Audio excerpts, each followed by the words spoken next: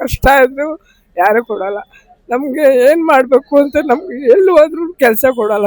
ಹೋಗಮ್ಮ ಅಂತ ಏಕ್ದಮ್ ಇವರು ಬೆಂಗಳೂರಲ್ಲಿ ಫುಟ್ಪಾತ್ ವ್ಯಾಪಾರಗಳನ್ನ ತೆರವು ಮಾಡಿದ್ರೆ ಈ ಯುವಕರು ಕೆಲಸ ಸಿಗದಲ್ಲಿ ಏನ್ ಮಾಡ್ತಾರೆ ಗೊತ್ತಾ?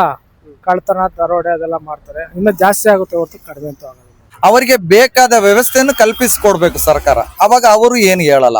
ಇವಾಗ ನೋಡಮ್ಮ, ನೀವು ಫುಟ್ಪಾತ್ ಅಲ್ಲಿ ಇದರ ತೊಂದರೆ ಆಗತ್ತೆ, ಜನಗಳಿಗೆ ಜನ ಸೌಕರ್ಯ ಇಲ್ಲ, ಅದಕ್ಕೋಸ್ಕರ ನಿಮ್ಗೆ ಈ ತರ ಮಾಡಿ ಕೊಡ್ತೀವಿ ಅಂತ ಹೇಳಿದ್ರೆ ಎಲ್ಲರೂ ಹೋಗ್ತಾರೆ. ನಮಸ್ಕಾರ ಬೆಂಗಳೂರು. ಈಗ ಹೊಸದಾಗಿ ಆದಂತ GBA ರೂಲ್ಸ್ ಆದಂತ ಬೃಹತ್ ಫುಟ್ಪಾತ್ ಅತಿಕ್ರಮಣ ತೆರವು ಈಗೇನು ಯೋಜನೆ ಅನ್ನೋದು ಬಂದಿದೆ, ಬಹಳ ಅದ್ಭುತವಾಗಿದೆ. ಆದರೆ ಅನವ್ಯತೆ ದೃಷ್ಟಿಯಲ್ಲಿ ನೋಡೋದಾದ್ರೆ ಬಡವರು ಬಗ್ಗರು ದುಡ್ಕೊಂಡ್ ತಿನ್ನೋಂತ ಜಾಗ ಫುಟ್ಪಾತ್ ಅನ್ನು ತೀರವಾಗಿ ಯಾರೇನು ಆಕ್ರಮಿಸ್ಕೊಂಡಿಲ್ಲ. ಫುಟ್ಪಾತ್ ಅಲ್ಲಿ ಕೆಲವು ಜಾಗಗಳಲ್ಲಿ ಸ್ವಲ್ಪ ಜಾಗ ಬಿಟ್ಕೊಂಡು ಸಣ್ಣ ಪುಟ್ಟ ವ್ಯಾಪಾರಗಳನ್ನ ಮಾಡ್ಕೊಂಡಿರ್ತಾರೆ. ಅದನ್ನ ಈ ಸರ್ಕಾರ ಈಗ ತೆರವುಗೊಳಿಸಿದ್ರೆ ಈಗ ದುಡ್ಕೊಂಡ್ ತಿನ್ನೋರು ಏನ್ ಮಾಡ್ಬೇಕು? ದುಡ್ಕೊಂಡ್ ತಿನ್ನೋರ್ನ ಬಗುತ್ ತಿಂತಾ ಇದೀರಾ ನೀವು ಸರ್ಕಾರದವ್ರು. ಈಗ ಈ ಹೊಸದಾಗಿ ಈಗ ಬೆಂಗಳೂರು ಅಭಿವೃದ್ಧಿ ಸಚಿವರಾದಂತ ಕೃಷ್ಣ ಬೈರೇಗೌಡರವರು ಏನೇನು ಹೊಸದ ರೂಲ್ಸ್ ತರ್ತಿದ್ದೀರಾ, ಒಂದೊಂದು ಪಾಯಿಂಟ್ ಚೆನ್ನಾಗಿದೆ, ಬಹಳ ಅದ್ಭುತವಾಗಿದೆ. ಆದರೆ ಅದನ್ನ ಕರೆಕ್ಷನ್ಸ್ ಮಾಡ್ದಲೆ ಬಿಟ್ರೆ ಬಡವರು ಬಗ್ರಿಗೆ ಬಹಳ ತೊಂದರೆ ಆಗತ್ತೆ. ಬದುಕಕ್ಕಾಗಲ್ಲ. ಯಾರು 1 ವರ್ಷ 2 ವರ್ಷ ದುಡಿಮೆ ಮಾಡಿ ಸೆಟ್ಲ್ ಆಗಿ ಜೀವನದಲ್ಲಿ ಸೆಟ್ಲ್ ಆಗೋ ಅಂತವ್ರಲ್ಲ. ದಿನೇ ದುಡ್ದು ಅವತ್ತಿನ ದಿವಸದ ಕೂಲಿ ಮಾಡ್ಕೊಂಡು ಊಟಕ್ಕೆ ಆಗೋಂತ ದುಡಿಮೆ ಮಾಡ್ಕೊಂಡು ಇರೋಂತ ಜನರು, ಬಡ ಜನರು. ಅಂತದನ್ನ ನೀವು ಫುಟ್ಪಾತ್ ತೆರವು ಅಂತ ಪೂರ್ತಿಯಾಗಿ ಕಂಪ್ಲೀಟ್ ಆಗಿ ತೆರವುಗೊಳಿಸ್ಬಿಟ್ರೆ ಅವ್ರು ಎಲ್ಲೋಗಿ ಬದುಕಬೇಕು? ಮಕ್ಕಳು ಮರಿ ಇರ್ತಾರೆ, ತಂದೆ ತಾಯಿಯಂದ್ರಿಗೆ ಮಕ್ಕಳಿಗೆ ಹುಷಾರಿರಲ್ಲ, ಆಸ್ಪತ್ರೆ ತೋರ್ಸೋದಿರುತ್ತೆ, ಊಟ ಎಲ್ಲಿ ಮಾಡ್ಬೇಕು? ಅವರು ಅನ್ನ ದುಡ್ಕೊಂಡ್ ತಿನ್ನಕ್ ಆಗ್ದಲೇನೆ ಸಾಯ್ಬೇಕಾ? ನೀವು ಆಗ್ಲೇ ಜನ ಬೀದಿಗೆ ಬಂದಿದ್ದಾರೆ, ನೀವು ತೆಗ್ದಿ ಬೀದಿಯಲ್ಲಿ ಹಾಕಿದೀರಾ ಅಂತ ಮಶಾಣಕ್ ಹಾಕ್ತಿದ್ದೀರಾ. ಈಗ ಫುಟ್ಪಾತ್ ಅಲ್ಲಿ ನೀವು ವ್ಯಾಪಾರ ಮಾಡಬೇಡಿ, ಇಲ್ಲಿ ಇರ್ಬೇಡಿ, ಬದುಕ್ಲೇಬೇಡ್ರಿ ಅನ್ಬಿಟ್ರಿ ಡೈರೆಕ್ಟ್ ಆಗತ್ಲಾಗೆ ಎಲ್ಲ ಒಂದೇ ಸಲ ವಿಷಯ ಕೊಟ್ಟು ಸತ್ತೋಗ್ತಿವತ್ಲಾಗ ಬಡವರು ಬಗ್ರೆಲ್ಲ. ಬರೀ ದುಡ್ಡಿರೋರ್ ಮಾತ್ರ ನೀವು ನೋಡಿದ್ರೆ ಬಡವ್ರ ಬಗ್ರು ಯಾರು ನೋಡ್ತಾರ್ರಿ? ಕೃಷ್ಣ ಬೈರೇಗೌಡ್ರೆ ಸರ್, ನಿಮಗೀಗ ಫೈನಲ್ ಆಗಿ ಹೇಳ್ತಿದೀವಿ, ಬಡವ್ರ ಬಗ್ರು ಒಗ್ಗಟ್ಟಾದ್ರೆ ಸತ್ಯವಲ್ಲಿ ಯಾವ ಸರ್ಕಾರನೂ ಇರಲ್ಲ, ಯಾವ ಅಧಿಕಾರಿಗಳು ಇರಲ್ಲ. ಬನ್ನಿ ಇವತ್ತಿನ ದಿನ ಬಡವ್ರ ಬಗ್ರು ಕಷ್ಟ ಏನಂತ ಕೇಳೋಣ. ಮೇಲೆ 50 ವರ್ಷದಿಂದ ವ್ಯಾಪಾರ ಮಾಡ್ತಾ ಇದ್ದೀನಿ. ಏನಂತ ಹೇಳಿದ್ರೆ ಬಡವ್ರ ಬಗ್ಗರಿಗೆ ಸಹಾಯ ಮಾಡಬೇಕು. ಏನು, ನಾನು ಹಾರ್ಟ್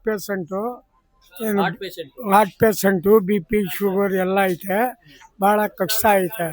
ನೀವ್ ಎಷ್ಟ್ ಜನ ಮಕ್ಕಳಣ್ಣ? ನಿಮಗೆ 5 ಜನ ಮಕ್ಕಳು. ಓಕೆ, ಎಲ್ಲ ಏನು ಓದ್ತೀರಣ್ಣ? ಏನು ಓದಿಲ್ಲ. ಈಗ ನೀವು ಸಣ್ಣ ಪುಟ್ಟ ವ್ಯಾಪಾರ ಮಾಡಿ ಜೀವನ ಮಾಡ್ಕೊಂಡಿದ್ದೀರಾ? ನಾವು ಸಣ್ಣ ಪುಟ್ಟ ವ್ಯಾಪಾರ ಮಾಡಿ ಜೀವನ ಮಾಡ್ಕೊಂಡು ಹೋಗ್ತಾ ಇರೋದು. ನೋಡ್ತಿದ್ದೀರಾ ಪಾಪ ಹಾರ್ಟ್ ಪೇಷಂಟ್ ಅವರು, ಅವ್ರಿಗೂ 5 ಜನ ಮಕ್ಕಳಿದ್ದಾರೆ, ವಿದ್ಯಾಭ್ಯಾಸ ಓದೋದಿರುತ್ತೆ. ಇಲ್ಲ ಅವರು ಕೂಡ ಸರಿಯಾಗಿ ಏನಕ್ಕೆ ಓದಿಲ್ಲ ಅಂದ್ರೆ ಅವ್ರ ಮಕ್ಕಳು ಕೂಡ ಸರಿಯಾಗಿ ಓದಿಲ್ವಂತೆ. ಯಾಕೆ ಓದಿಲ್ಲ ಅಂದ್ರೆ ಬೀದಿ ಬದಿ ವ್ಯಾಪಾರಿಗಳು ದಿನ ಕೂಲಿ ಗಳಿಸ್ಬೋದು, ಊಟ ಮಾಡ್ಬೋದು, ಆದ್ರೆ ಬದುಕಕ್ಕಾಗಲ್ಲ. ಇದನ್ನ ನೀವು ಗಮನದಲ್ಲಿ ಇಟ್ಕೊಂಡು ಬೀದಿ ಬದಿಯರಿಗೆ ಒಂದು ವ್ಯವಸ್ಥಿತವಾದ ಒಂದು ಸ್ವಚ್ಛತೆಯಿಂದ ಒಂದು ಒಳ್ಳೆ ಜಾಗ ಮಾಡಿಕೊಟ್ಟು ಒಂದು ವ್ಯಾಪಾರಕ್ಕೆ ಅಂತಾನೆ ಒಂದು ಜಾಗ ಮಾಡ್ಕೊಡಿ. ಅಕ್ಕ ನಮಸ್ಕಾರ, ನಿಮ್ ಹೆಸರು? ಮುತ್ತಮ್ಮ. ಮುತ್ತಮ್ಮ ಅಂತ ಜ್ವರ ಮಾತಾಡಿ. ಮುತ್ತಮ್ಮ. ನೀವ್ ಎಷ್ಟು ವರ್ಷದಿಂದ ಈ ಫುಟ್ಪಾತ್ ಅಲ್ಲಿ ವ್ಯಾಪಾರ ಮಾಡ್ತಾ ಇದೀರಾ? ನಾವು ಇಲ್ಲೇ ವ್ಯಾಪಾರ ಮಾಡೋದು, ಇದೇ ಜೀವನ. ನಮ್ಗೆ ಬಾಡಿಗೆ ಕಟ್ಟಬೇಕು, ಮಕ್ಕಳಿಗೆ ಇದು ಓದಿಸ್ಬೇಕು, ಡಿಗ್ರಿ ಓದ್ಬೇಕು, ಯಾರು ಕೊಡಲ್ಲ. ನಮ್ಗೆ ಕಷ್ಟ ಇದ್ರು ಯಾರು ಕೊಡಲ್ಲ. ನಮ್ಗೆ ಏನ್ ಮಾಡ್ಬೇಕು ಅಂತ ನಮ್ಗೆ ಎಲ್ಲಿ ಹೋದ್ರು ಕೆಲಸ ಕೊಡಲ್ಲ. ಹೋಗಮ್ಮ ಅಂತಾರೆ. ಇದನ್ನ ಜೀವನ ಮಾಡಿ ನಾವು ಬದುಕೋದು ಕೈಲೇನಾಗುತ್ತೆ ಪಾಪ. ಇದು ನಮ್ಗಿಲ್ಲೇ ಜಾಗ, ಇಲ್ಲೇ ನಾವಿರೋ ಗಂಟೆ ನಮ್ಮ ಮಕ್ಕಳಿಗೆ ಇರೋ ಗಂಟೆ ಇದೆ ಜಾಗ. ನಮ್ಗೆ ಜೀವನ ಮಾಡೋದಿದೆ, ನಮ್ಗೆ ಅನ್ನ ಕೊಡೋದಿದೆ ಎಲ್ಲ. ನೀವು ಪಾಪ ದುಡ್ದಿ ತಿಂತಾ ಇದ್ದೀರಾ, ಹೊರಗಡೆ ಎಲ್ಲೋದ್ರು ನಿಮ್ಗೆ ಪಾಪ ಕೆಲಸ ಕೊಡಲ್ಲ ಅಂತ ನೀವೇ ಸ್ವಯಂ ಉದ್ಯೋಗ ಮಾಡ್ತಾ ಇದ್ದೀರಾ. ಅಲ್ಬೇಡಿ ಅಕ್ಕ, ನಾವೆಲ್ಲ ಜೊತೆಗೆ ಇದೀವಿ. ಯಾರು ನಿಮ್ ಫುಟ್ಪಾತ್ ಅಂಗಡಿನ ತೆಗಿಯಕ್ಕೆ ನಾವ್ ಯಾರು ಬಿಡಲ್ಲ. 1 ರೂಪಾಯಿ ಕೊಡಲ್ಲ ನಮ್ಗೆ. ನಾವ್ ಇದೇ ಜೀವನ ಮಾಡೋದು, ಕಷ್ಟ ನಮ್ಗೆ ತುಂಬಾ. ದಯವಿಟ್ಟು ಇದೊಂದು ಅಂಗಡಿ ತೆಗಿಬೇಡಿ ಅಂತ ನಿಮ್ಮ ತೆಗಿಬೇಡ್ರಿ, ತೊಂದ್ರೆ ಕೊಡ್ಬೇಡ್ರಿ. ನಮ್ಗೆ ನಮ್ಮ ಕೋಸಿಗೆ ತೊಂದ್ರೆ ಕೊಡ್ಬೇಡ್ರಿ, ಎಲ್ಲರಿಗೂ ತೊಂದ್ರೆ ಕೊಡ್ಬೇಡ್ರಿ. ಈ ಕಡೆ ಸೈಡ್ ಸ್ವಲ್ಪ ಫುಟ್ಪಾತ್ ಶಾಪ್ಗಳಿದೆ, ಅವ್ರ ಕಷ್ಟನೂ ಏನಂತ ಕೇಳೋಣ, ಜೊತೆಗೆ ಸ್ವಲ್ಪ ಪಬ್ಲಿಕ್ನು ಕೇಳೋಣ. ಈಗ ಯಾಕೇನಂದ್ರೆ ಈಗ ಮುಖ್ಯಮಂತ್ರಿಗಳು ಮತ್ತೆ ಈ ಬೆಂಗಳೂರು ಅಭಿವೃದ್ಧಿ ಸಚಿವರು ಹೇಳ್ತಿರೋದು ಕೋಟ್ಯಾಂತರ ಜನಕ್ಕೆ ಒಳ್ಳೇದಾಗಬೇಕು, ಅದಕ್ಕೆ ಫುಟ್ಪಾತ್ ಕ್ಲಿಯರ್ ಮಾಡಿಸ್ತಿದೀವಿ ಅಂತ ಹೇಳ್ತಾರಲ್ವಾ. ಸಾಮಾನ್ಯ ಜನರಿಗೂ ಕೇಳೋಣ, ಬಡವರು ಹೊಟ್ಟೆ ಮೇಲೆ ಹೊಡೆದು ನಾವು ನಡೆದಾಡ್ಬೇಕಾ, ಇಲ್ಲ ನಮಗೆ ಸ್ವಲ್ಪ ಓಡಾಡಕ್ ಸ್ವಲ್ಪ ಜಾಗ ಕೊಟ್ರೆ ಸಾಕಾ ಅಂತ ಕೇಳೋಣ ಬನ್ನಿ. ಅಣ್ಣ ನಮಸ್ಕಾರ, ನಿಮ್ ಹೆಸರು? ಅಣ್ಣ ನಮ್ಮ ಹೆಸರು ಪ್ರಕಾಶ್ ಅಂತ ಹೇಳ್ಬಿಟ್ಟು. ಪ್ರಕಾಶ್ ಅಂತನಾ? ಅಣ್ಣ, ಈಗ ಅಣ್ಣ ಯುವಕರು ನೀವು ನೋಡ್ದಂಗೆ ಆಟೋ ಚಾಲಕರಾಗಿರೋದ್ರಿಂದ ಎಲ್ಲಾ ಕಡೆ ಓಡಾಡ್ತಾ ಇರ್ತೀರಾ. ಈ ಯುವಕರು ಕೂಡ ಈ ಬೀದಿ ಬದಿಯಲ್ಲಿ ವ್ಯಾಪಾರ ಮಾಡ್ತಿರ್ತಾರೆ. ಮತ್ತೆ ಈ ಸಣ್ಣ ಪುಟ್ಟ ವ್ಯಾಪಾರಗಳು ಮಾಡ್ತಿರೋದ್ರ ಬಗ್ಗೆ ಏನ್ ಹೇಳ್ತೀರಾ ಅಣ್ಣ ಅಭಿಪ್ರಾಯ? ಸರ್ ಇವಾಗ ಈ ಸರ್ಕಾರದವ್ರು ನೀವು ಹೇಳ್ದಂಗೆ 1ನೇ ತಾರೀಕಿಂದ ಏನಾದ್ರು ಈ ಫುಟ್ಪಾತ್ನ ತೆರವು ಮಾಡ್ಬೇಕು ಅಂತ ಎಲ್ಲ ತೀರ್ಮಾನ ಮಾಡಿದ್ದಾರೆ ಅಂತ ನೀವು ಹೇಳಿದ್ರೆ ನಾವು ಟಿವಿಲೂ ಸಹ ನಮ್ಗೆ ಗೊತ್ತಾಯ್ತು. ಇವಾಗೇನೋ ಇವ್ರು ಸಡನ್ ಆಗಿ ತೆಗೆದ್ಬಿಟ್ರೆ ಅವ್ರಿಗೆ ಮುಂದಿನ ಅವ್ರ ಜೀವನಕ್ಕೆ ದಾರಿ ಬೇಕಲ್ಲ, ಸರ್ಕಾರ ಮಾಡೋಕ್ಕಾಗುತ್ತಾ? ಇಲ್ಲ. ಇವಾಗಲೇ ಓದಿರೋ ಹುಡುಗರುಗಳಿಗೆ ಯುವಕರಿಗೆ ಕೆಲಸ ಇದೆ, ಅಲ್ಲಿ ಪ್ರೈವೇಟ್ ಅಲ್ಲಿ ಪಾಪ ಅಲ್ಲಿ ಇಲ್ಲಿ ಏನೋ ಕೆಲಸ ಮಾಡ್ತಾರೆ. ಕೆಲವರು ಇವತ್ತು ಈ ಯಾವುದು ಬೈಕ್ ಟ್ಯಾಕ್ಸಿ ಅಂತ ಅದನ್ನು ಇವಾಗ ಜೀವನಕ್ಕೋಸ್ಕರ ಅದನ್ನು ಮಾಡ್ತಾ ಇದ್ದಾರೆ. ಏಕ್ದಮ್ ಇವರು ಬೆಂಗಳೂರಲ್ಲಿ ಫುಟ್ಪಾತ್ ವ್ಯಾಪಾರಗಳನ್ನ ತೆರವು ಮಾಡಿದ್ರೆ ಈ ಯುವಕರಿಗೂ ಕೆಲಸ ಸಿಗದಲ್ಲಿ ಏನ್ ಮಾಡ್ತಾರೆ ಗೊತ್ತಾ? ಕಳ್ತನ, ದರೋಡೆ ಅದೆಲ್ಲ ಮಾಡ್ತಾರೆ. ಇನ್ನು ಜಾಸ್ತಿ ಆಗುತ್ತೆ ಹೊರತು ಕಡಿಮೆ ಅಂತ ಆಗೋದಿಲ್ಲ. ಫುಟ್ಪಾತ್ ತೆರವಿನಿಂದ ಏನು ಪ್ರಯೋಜನನೂ ಇಲ್ಲ. ಅದು ಜೀವನಕ್ಕೆ ತೊಂದರೆ ಮಾಡ್ತಾ ಇದ್ದಾರೆ.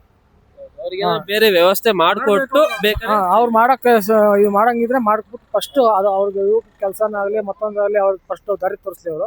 ಆಮೇಲೆ ಬೇಕಾದ್ರೆ ಇಮಿಡಿಯೇಟ್ ಆಗಿ ಬೇಕಾದ್ರೆ ಇದನ್ನ ತೆರವು ಮಾಡಿದ್ರೆ ಏನು ಯಾರನ್ನು ತಪ್ಪು ತಿಳ್ಕೊಳೋದಿಲ್ಲ ಅಥವಾ ಏನು ಬೇಜಾರು ಮಾಡ್ಕೊಳಲ್ಲ. ಇದ್ದಕ್ಕಿದ್ದಂಗೆ ಇವ್ರು ತಗ್ಸಕ್ ಹೋದ್ರೆ ಇವ್ರು ಏನ್ ಮಾಡ್ತಾರೆ, ಎಲ್ಲೋ ಇವ್ರಿಗೆ ನೀವ್ ಹೇಳ್ದಂಗೆ ಅಣ್ಣ, ಈಗ ಆಲ್ರೆಡಿ ಕಳ್ತನ ದರೋಡೆಗಳೆಲ್ಲ ಜಾಸ್ತಿ ಆಗಿದೆ. ಈ ಯುವಕರಿಗೆ ಇನ್ನೂ ಕೆಲಸ ಇಲ್ಲ ಅಂದಾಗ ತಲೆ ಕೆಟ್ಟು ಮುಂದೆ ಏನ್ ಮಾಡ್ತಾರೆ ಅವ್ರಿಗೆ ಪ್ರಜ್ಞೆ ಇರಲ್ಲ. ಹಂಗಾಗಿ ಸರ್ ಅದ್ರಲ್ಲೂ ಈ ಸಿಟಿ ಮಾರ್ಕೆಟ್ ಇದೆಯಾ, ಶಿವಾಜಿನಗರ ಮತ್ತೆ ನಮ್ಮ ಮೆಜೆಸ್ಟಿಕ್, ಈ ಕಮರ್ಷಿಯಲ್ ಯಾವ್ಯಾವ ಜಾಗದಲ್ಲೆಲ್ಲ ಒಂದು 60% ಎಲ್ಲ ಯುವಕರುಗಳು ಫುಟ್ಪಾತ್ ಅಲ್ಲೇ ವ್ಯಾಪಾರ ಮಾಡೋದು. ಎಲ್ಲಾ ಜನಾಂಗದ ಯುವಕರುಗಳು, ಬರೀ ಹಿಂದೂ ಮುಸ್ಲಿಂ ಅವರಂತೆಲ್ಲ ಇವ್ರು ಆತರ ಮಾಡಿ ತೆರವು ಮಾಡಿದ್ರೆ ಅವ್ರು ಬೇರೆ ದಾರಿ ಇಲ್ದಲೆ ಕಳ್ತನ, ದರೋಡೆ, ಚೈನ್ ಸ್ನ್ಯಾಕಿಂಗು ಅದು ಇದೆಲ್ಲ ಮಾಡಿ ಇನ್ನು ಸರ್ಕಾರಕ್ಕೆ ಇದರಿಂದ ತೊಂದರೆನೇ ಹೊರತು ಒಳ್ಳೇದಂತ ಯಾವ್ದು. ಫುಟ್ಪಾತ್ ಅಲ್ಲಿ ವ್ಯಾಪಾರ ಮಾಡೋವರಿಗೆ ಅವರಿಗೆ ಏನು ಹೇಳಗಲ್ಲ, ಅವರಿಗೆ ಸೌಕರ್ಯ ಮಾಡಿ ಕೊಡ್ಬೇಕು. ಆಮೇಲೆ ಫುಟ್ಪಾತ್ಗಳನ್ನು ಕ್ಲೀನ್ ಮಾಡೋದು ಅದಕ್ಕೆ ಅಂತೇಳಿ 70 ಕೋಟಿ ಅಂತೇಳಿ ಕೃಷ್ಣ ಬಿಡುಗಡೆ ಆಗಿದೆ. ಕೃಷ್ಣ ಬೈರೇಗೌಡರು ಮಾತಾಡಿದಾರೆ. ಅದು ಅನುಕೂಲ ಜನಗಳಿಗಾಗತ್ತೆ. ಇವಾಗ ನನಗೂ ನಿಮಗೂ ಅನುಕೂಲ ಇಲ್ಲದಿದ್ರು ವಯಸ್ಸಾದವರಿಗೆ, ಪ್ರೆಗ್ನೆಂಟ್ ಆದವರಿಗೆ, ಆಮೇಲೆ ಹೆಣ್ಣು ಮಕ್ಕಳಿಗೆ ಒಂದು ಕಾನೂನು ಇರುತ್ತೆ, ಇಲ್ಲಿ ಹಾಕ್ಬಿಡಿ ಅಪ್ಪ, ಇಲ್ಲಿ ಹಾಕ್ಬಾರ್ದು, ಇಲ್ಲಿ ಬಸ್ ಬರುತ್ತೆ. ಆ ತರನ ಅವರಿಗೂ ಒಂದು ಸವಲತ್ತು ಮಾಡಿ ಒಳ್ಳೊಳ್ಳೆ ಅಭಿವೃದ್ಧಿ ಮಾಡಿ ಜನಗಳು ವಿಶ್ವಾಸ ತಗೊಳ್ತಾರೆ. ಬಡವರು ಅಹಿಂದ ಇಲ್ಲ ಅಂದ್ರೆ ರಾಜ್ಯ ಇಲ್ಲ, ದೇಶನೂ ಇಲ್ಲ. ಅಹಿಂದ ಇಲ್ಲ ಅಂದ್ರೆ ರಾಜ್ಯನೂ ಇಲ್ಲ, ದೇಶನೂ ಇಲ್ಲ. ಅಹಿಂದ ಇದ್ದ ಕಾರಣ ಎಲ್ಲ ಜನಗಳು ಬದುಕ್ತಾ ಇದ್ದಾರೆ.